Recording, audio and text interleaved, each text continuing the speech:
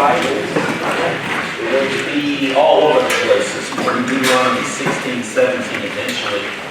Also, if you didn't get one of those handouts on the back there at the very back, Nick, can you just, anybody that needs one that didn't get one, let's just go around because I am going to be discussing something this morning that's a little bit, looks like nobody raised their hand, so we're good. So, something that's a little more challenging perhaps than, well, I know it is, in so many lessons, this concept of justice. And so, that's where we're going to be this morning. Apologies to those that are judges or magistrates or lawyers who deal with this every day and must think about this word justice constantly. I'm going to be talking about this subject, though, which is very difficult, I think, for most of us who are not doing that on a daily basis. And so we're going to be all over the place this morning. Deuteronomy chapter 32, verse 4 here in a moment. But so you can turn over there, Deuteronomy 32, verse 4. But I believe this word justice, and thinking about this concept of justice and being the right kind of judge, and all of that is actually grounded. This is where I'm biased, but I think it's grounded in these words. In the beginning was the Word. That's all you need to know about justice. Before anything was ever created, there was the Word. And after all of this has been burned up, there'll be the Word. I think that's the grounding, the foundation of anything we talk about when it comes to justice. Let's hear it though in Old Testament speak, because again, the concept of that in the New Testament gets a little cloudy because it's so spiritual, it's so connected to Jesus and to God that sometimes we need a little help. And that's why we have the book of Deuteronomy. You remember, is to give us kind of this physical illustration of the spiritual side of things. And so we're going to be looking at this word justice and just trying to get our minds around how we as a church want to be a people that are just as God is just. So here's Old Testament's way of saying it. Deuteronomy 32, verse 4. Justice is difficult. And there's the verse. Verse 4. As for the rock, his work is perfect, for all his ways are just. He is a reliable God. He is never unjust. He is fair and upright. His people have been unfaithful to him. They have not acted like his children. This is their sin because they didn't see what? That he's a just God. That he's just. Okay, God is just. So there's our underpinnings. Our world needs to desperately see this. It's Deuteronomy 16. Let's go ahead and turn over there. Our world needs to see a people who teach and model justice. The more our world gets away from God, the more they are not going to have justice. It's going to be an unjust world. The more we leave, of course, God and his ways. And so God has a warning for the Israelites and a warning for us that God is deeply concerned about justice, and it's the fundamental virtue. It's the fundamental now of everything else. Like of anything we talk about in our society, like anything you see going around you today, like all the things that swirl around in our lives here in America or just all around us. It's the strangeness of things. It's like, you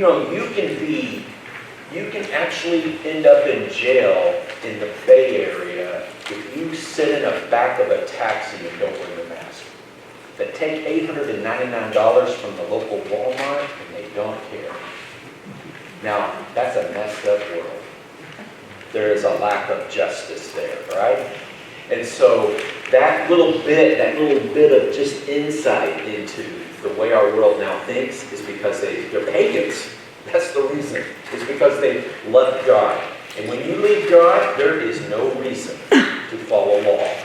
None whatsoever. And they're going to stop because that's what they're naturally going to do. So it's going to get worse. So we as a people need to know, okay, we're going to be the group that holds on to justice.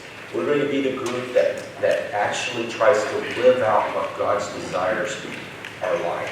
And so God's deeply concerned about this. It's difficult for us because, another reason it's difficult for us, because as I look around the room here, most of us are on the kind of what I would call the winning side, right? We've had some really, like, we're born, like, just on the winning side, right? I mean, none of us know what it's like to be born 5th level, like the lowest caste of some far-flung village in the middle of India, right? You're never going to know what it's like, right? You and I will never know. We can't. We won't. We never will. And so that how far it is in so many ways, right? It's hard to see injustice, even in the treatment of minorities or in the poor, or because I'm not into those things. It's like, here I am, right? All of us this morning, sitting in a room. I mean, the fact we're sitting indoors with lights and sound. All of us probably had breakfast. Probably most of us needed not to have breakfast, right? That we are like, we know we're blessed. And so it's difficult to see this thing called justice. Another thing, just as we get reading here, I'm just throwing out little things to try to kind of give us some guidance as we read this text now. Justice does require that everyone wins, or it's not just. We'll see that underpinning come out in the text. None of us win if there's any kind of injustice. And that's a concept that's throughout the Bible. If you really want to really explore it, it's Colossians chapter 1. But again, Colossians 1 is one of the most difficult chapters in the New Testament, which makes it extremely difficult to see this concept in the New Testament. But it's much easier to see it if you read Exodus and Deuteronomy. And so here we go. We're going to start right up in Deuteronomy 16, verse 21. And I'm actually going to show it up on the screen because I'm reading from the net. And since most of you probably don't have that version with you, and I made myself wired so that way we can see it. So our world needs to see a people who teach and model justice. We call that the church, is what we call that, right? That's us. That's our job. That's our role. Like, what does God call us to do? He's not called us just to exist or to be a saved people. He's called, if that's all it was, he'd send us on to heaven, right? He's called us to be a people of justice, to be just, to model to the world what that means. That's our calling. And so here we go. It's a long text, but I'm going to read it with you. Deuteronomy 16, 18 through 20. Here's the first one. You must appoint. So he's writing to the Israelites. He's saying, here's what you guys need to do. He's saying, you guys, first of all, here's what you're going to do. Now that I'm not just giving you laws to follow. I want you to do some things as a people. So here's what I want you to do. I want you to appoint judges and civil servants for each tribe in all your villages that the Lord your God is giving you. And they must judge the people fairly. You must not pervert justice or show favor. Do not take a bribe, for bribes blind the eyes of the wise and distort the words of the righteous. You must pursue justice alone. You must pursue it alone. It's like the thing, so that you may live and inherit the land the Lord your God is giving you. We know this is true from Micah 6 through 8, don't we? It's like, what does he require of us? He's like, it's so simple. It's like, there's not a lot of things. It's like, can you hear it? It's like, here's what I want you to do most and foremost and first as a nation. Pursue justice. And so here we are. Wrong God, of course, as we continue this journey, the wrong kind of God that we worship will result in injustice. If we don't worship the true living God, if people don't worship God, they will have injustice. How do you know a country is not worshiping God? How do you know a people? How do you know a group of people? How do you know a civilization? Whatever way you want to say it. How do you know they're not worshiping God? They're unjust. It's that simple. It's the way it works. And so we must pursue this stuff, right? We must pursue this, and there it is. And so let's go to the next section, 16:21 now. This little bit there as we kind of march our way through. You must not plant, here's Deuteronomy 16, any kind of tree as a sacred Asherah pole. Notice how he just immediately goes from seeking justice to don't worship any other gods. Don't be putting any other gods up. Because if you do that, you will no longer have justice.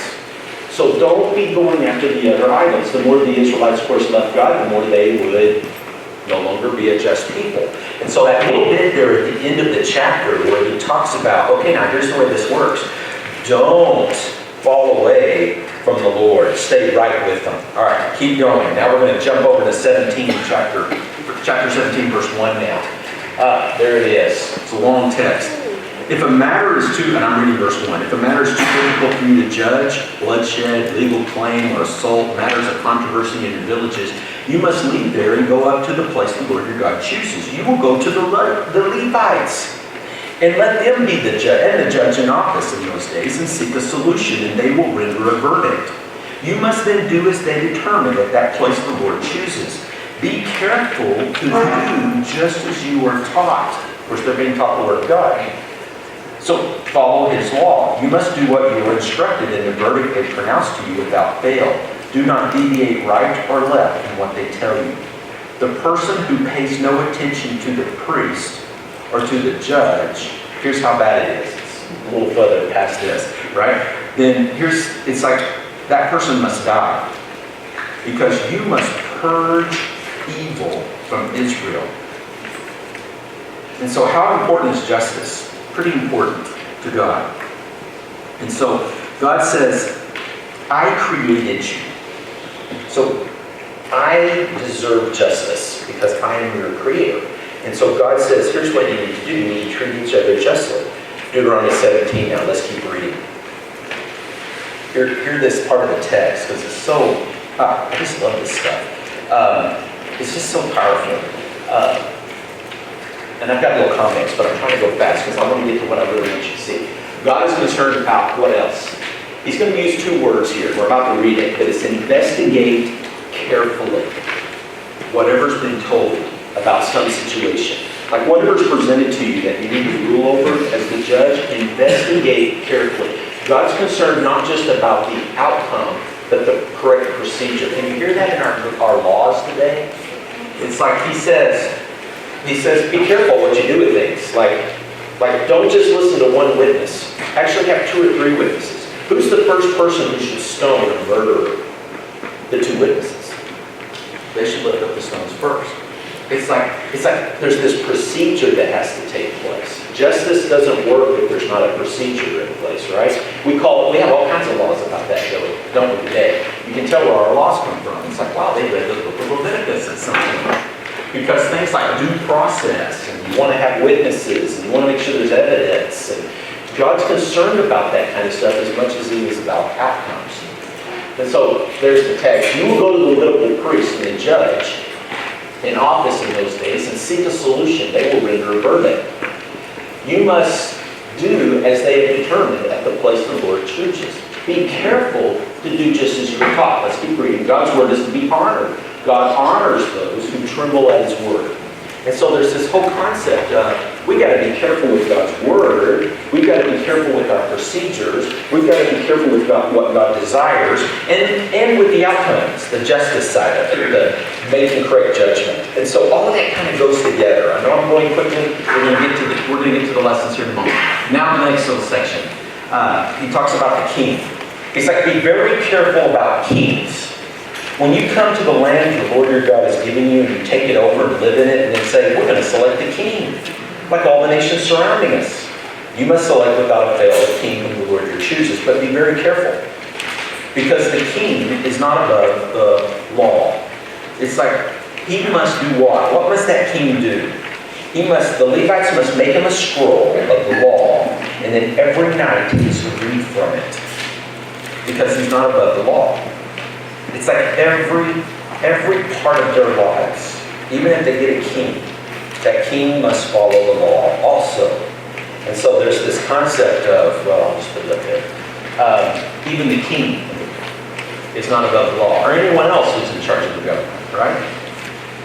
We would call that unjust, wouldn't we? If our government can do things that's against the law, right?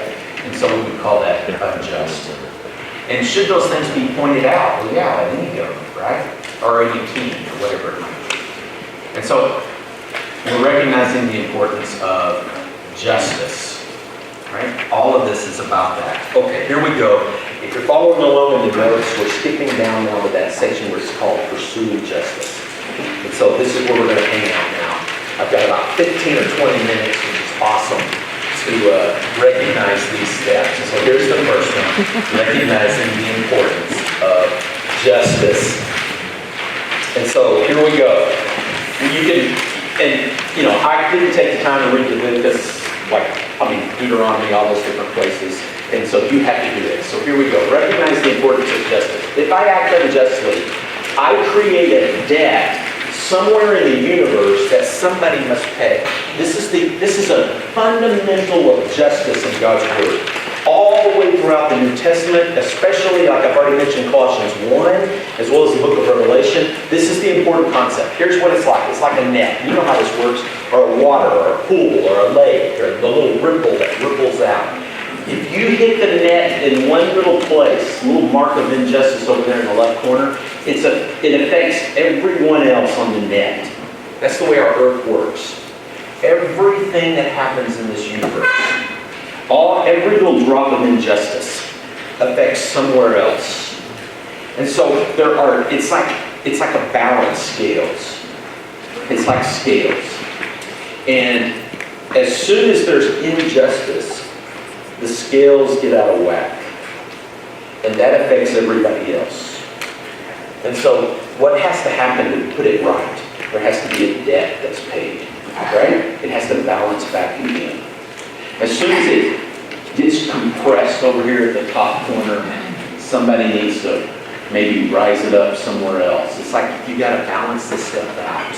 That's how important this is. And that little concept, like that net concept or water concept, it's huge. It's like that's the reason you and I are doing what we're doing as Christians. We are actually balancing it out. I don't know. I should have asked what they teach in law school and stuff and that. And I don't know, but if they don't, I believe that every single person who basically graduates with a bachelor's degree, including every future lawyer, should read the letter from Birmingham Jail by Martin Luther King. In 1963, he wrote this puppy. And when's the last time you read it? That's been too long, so I'm going to read a little bit of it to you. And so it's 1963.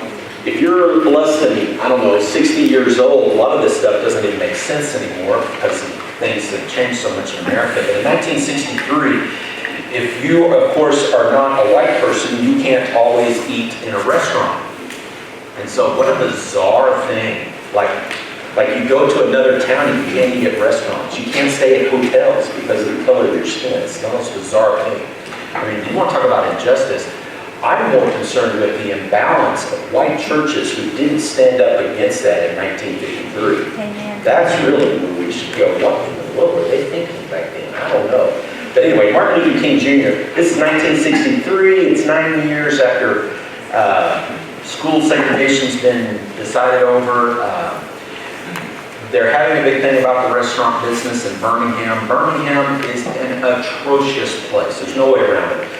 About 5 months after he was in jail there, a bomb went off, actually killed 4 little black girls in a church building, no less, in Birmingham, Alabama. It's like, what were those people thinking? But anyway, here's what he wrote. He of course goes to support that.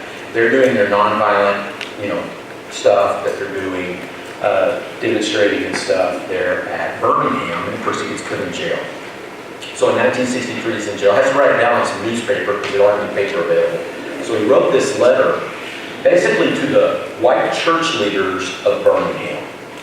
And so, because the white church leaders in Birmingham had said, we support you fully. We believe there needs to be, there's God, we believe in the same God. God doesn't put up with this, but there's a time when you should do it, and now's not the right time. That was basically their saying. And so he's going to write back to them now with a whole bunch of words, because he didn't have anything else to do with jail. But I'm only reading just a little bit, because the part I'm more concerned about is understanding the clarity of what we've just seen in the net. And so I'm in Birmingham, here's his words, because injustice is here. Just as the prophets of the 8th century BC left their villages and carried their, thus saith the Lord, that be Amos, far beyond the boundaries of their hometowns. And just as the Apostle Paul left his village of Tarsus and carried the gospel of Jesus Christ to the 4 corners of the Roman world, so I am compelled to carry the gospel of freedom beyond my own hometown. Like Paul, I must constantly respond to the Macedonian call for aid. I am cognizant Here's the paragraph I want you to hear. Of the interrelatedness of all communities and states. I cannot sit idly by in Atlanta and not be concerned about what happens in Birmingham. For this is the way it works. He's saying this is the way justice works. Injustice anywhere is a threat to justice everywhere. We are caught in an inescapable network of mutuality, tied in a single garment of destiny. Whatever affects one directly affects all indirectly. Oh, that should be required reading for every lawyer who ever goes to school, in my opinion. But I'm not a law professor, so I guess it doesn't count. He goes on to say a little later, and I'll just give you a little flavor of the rest of his letter. You express a great deal of anxiety over our willingness to break laws. This is certainly a legitimate concern since we so diligently urged people to obey the Supreme Court's decision in 1954 outlawing segregation in the public schools. At first glance, it may seem rather paradoxical for us consciously to break laws. One may well ask, how can you advocate breaking some laws and obeying others? Great question. And of course, he's going to give his answer, which is a good matter, because this is important for you and I now, because this is going to be in your children's future, whether you like it or not. I guarantee it. It doesn't take a rocket scientist to see that kind of future. It may not happen in our lifetime, some of us are getting older, but I promise you, this is going to be around 20 years from now, 30 years from now, 50 years from now, in the post-Christian place that we now live. And so, should we know these words? Yes. And this is about what I'm about to talk about in a moment, but I thought I'd go ahead and read it to you now, because I'm reading this stuff anyway.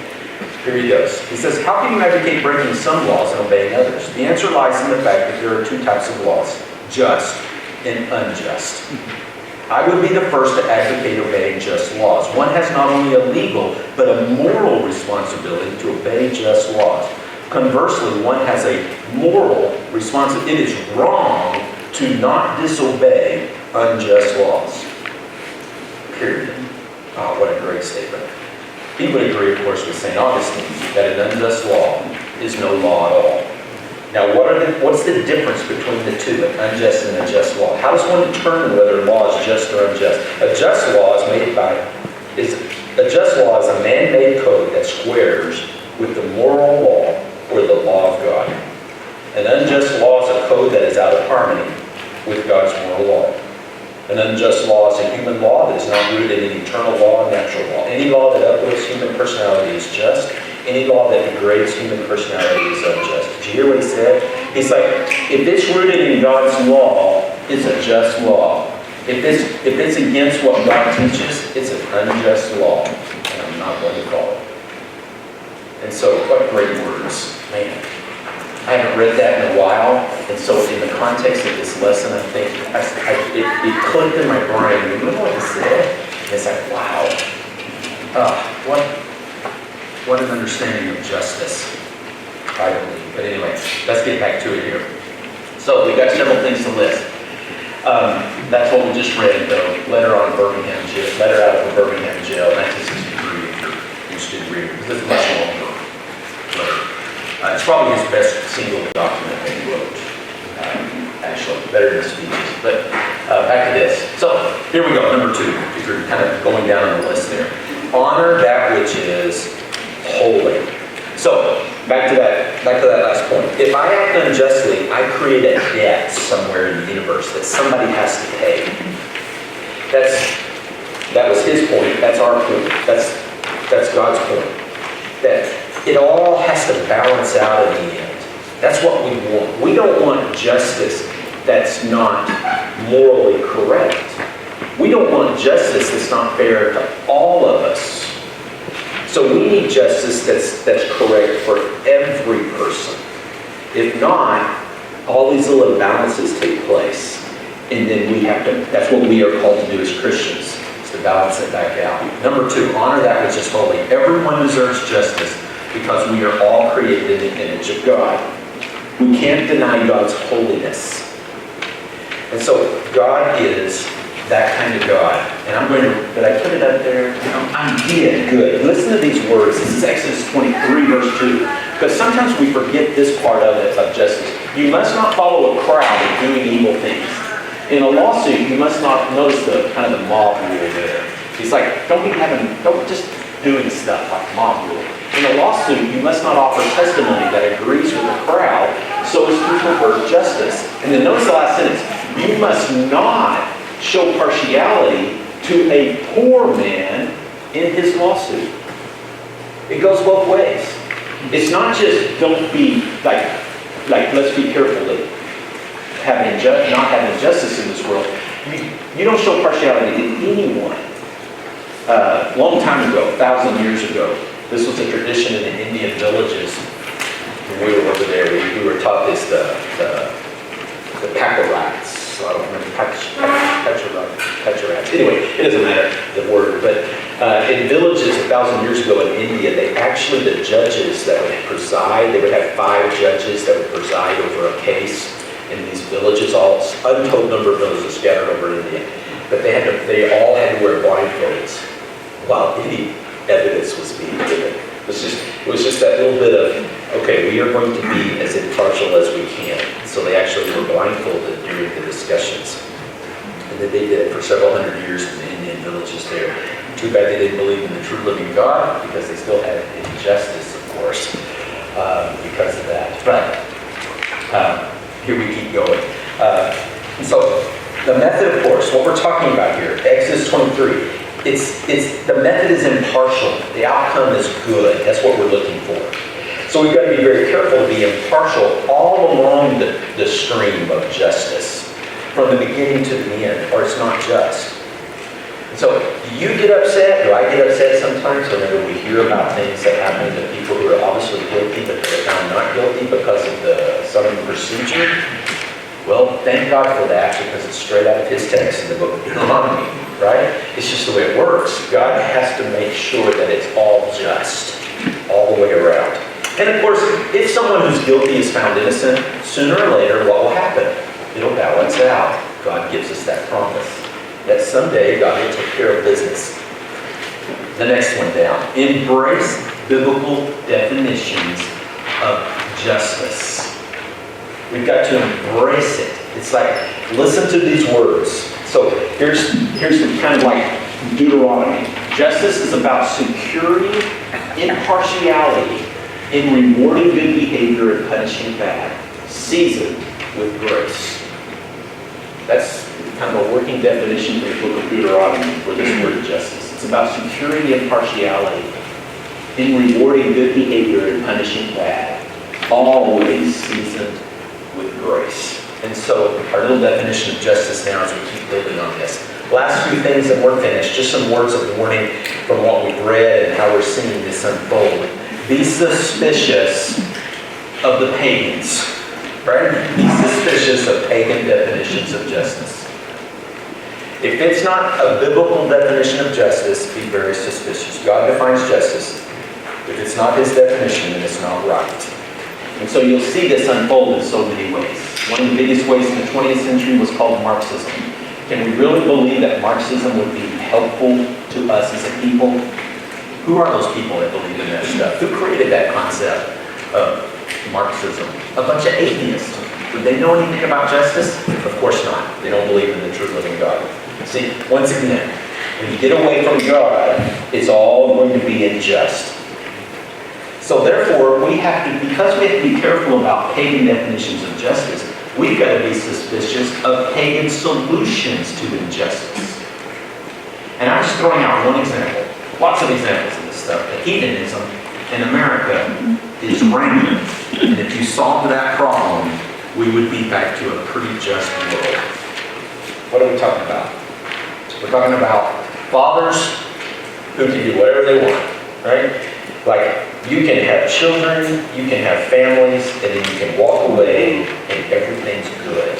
Because it's all about me, right? It's my pleasures, it's about my life. It's such a huge problem. That little thing alone, it is so amazing. You can just simply ask.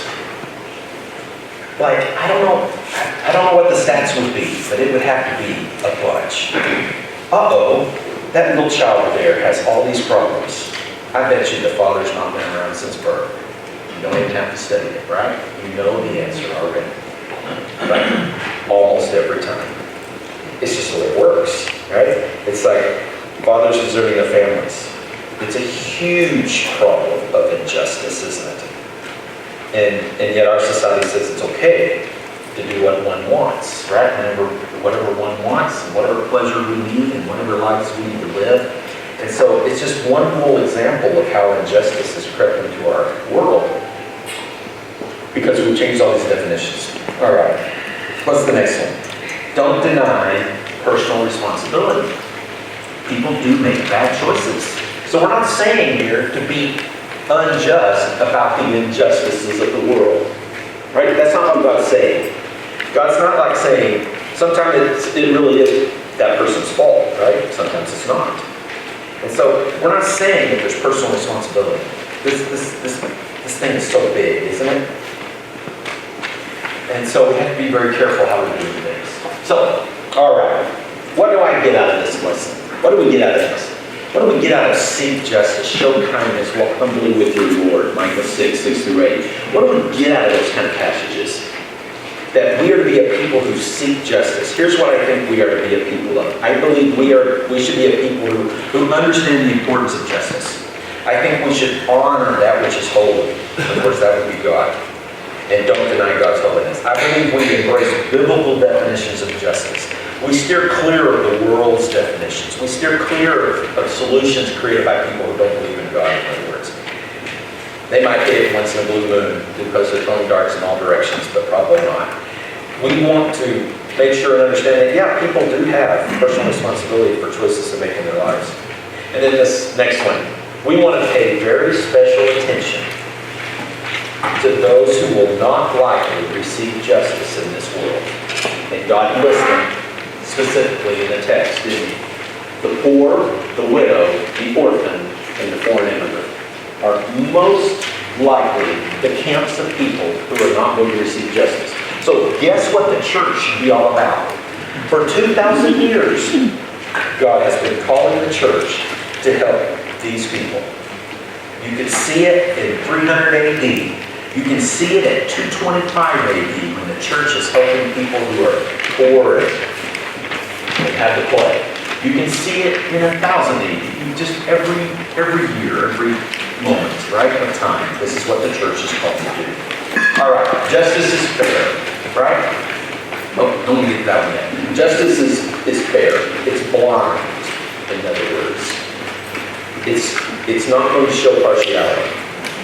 And righteousness is good.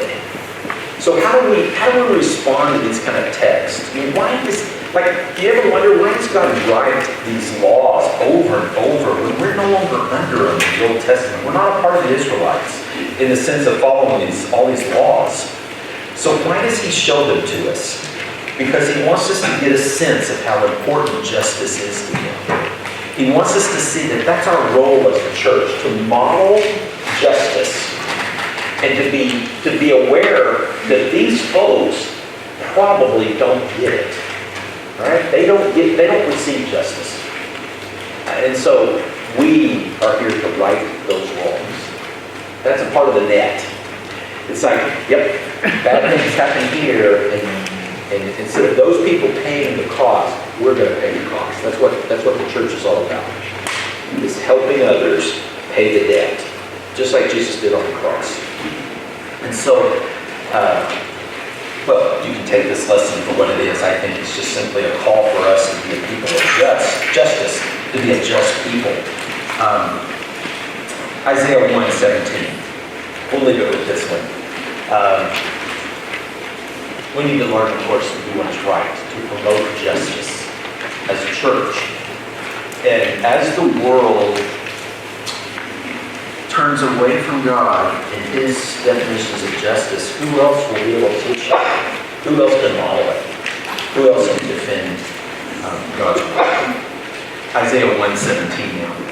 And this is again that and I'm going to have to come over here to read it. Give the oppressed reason. Oh, let me start at the top. Learn to do what is right. Promote justice. Give the oppressed reason to celebrate. Take up the cause of the orphan. Defend the rights of the widow. Isn't that a great verse? It's like learn to do what is right. Promote justice. And so, have you ever given the oppressed a reason to celebrate. Isn't that an awesome concept? Are we a church that gives people a reason to celebrate? You ever see a church where people are in the town are just like, I don't even know why that church is there. I don't know what they do or why they exist. I think they just do what it is Christians do. They get together and talk with one another about things. That'd be a sad church, right? We want to be a church that gives the oppressed a reason to celebrate. And so we do that by promoting justice and learning to do what is right. And so, Lord willing, we'll continue to be that kind of church. Thanks for being here this morning. I know this is a strange sermon, or at least I kind of feel like it is. This concept of justice is so difficult. Every single week in our building, we've got a bunch of people. And what a great thing to celebrate. We have a bunch of people in our building who I believe have had lifetimes of injustice already. I wish I could just stop and share their story. I'm making staff do it every so often. I made them do it here a couple weeks ago in a meeting, and I'm making them do it periodically. I'm making them share a story every time we get together of injustice that's been found to be rectified, so to speak. If you want to hear a bunch of them, talk to Devin, because he's got a bunch in the Spanish congregation, of people that have just had injustice after injustice thrown at them. And yet they still trust God. And they believe in Him, and they come to His people seeking justice. And so what a great reason to celebrate when we offer justice to them. And that we make things right.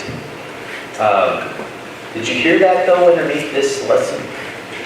Every single time justice is secured, what had to happen? A debt had to be paid. Justice is not forgiving and forgetting. That's not justice either. Justice is whenever this poor person owes $1,000 to the credit card company and you and I pay it. That's justice. If we just say, you owe me $1,000, right? I mean, you owe this other person $1,000, we're going to go convince them not to get it. Somebody had to pay, the other person had to pay. That's not really justice. Justice is when the debt is still paid. It's when things are still made right. The penalty still has to be paid. That's what justice is all about. And so, we just have to pay the bill and make it right. All right. I think there's enough of that. Thank you guys for being here this morning. You guys are a great church because you're doing this. And so that's what makes us a valuable part of our community, is we do promote justice and help people left and right and everywhere else, right? I've got some definitions of justice. We won't talk about what I consider to be kind of the big 5 definitions of justice in our current country right now. And I think it's something worthy to discuss in a life group. Where are you at? Where do you see yourself? Which one do you find yourself gravitating towards in those definitions of justice?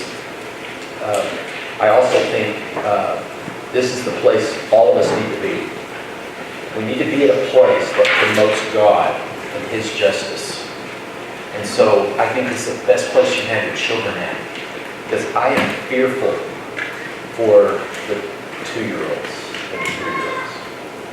Brandon's good. He's with me, right? He's with us. He's good to go, right? He understands this concept of justice better than I do. But what about our 2-year-olds, our 3-year-olds? What kind of world are they facing?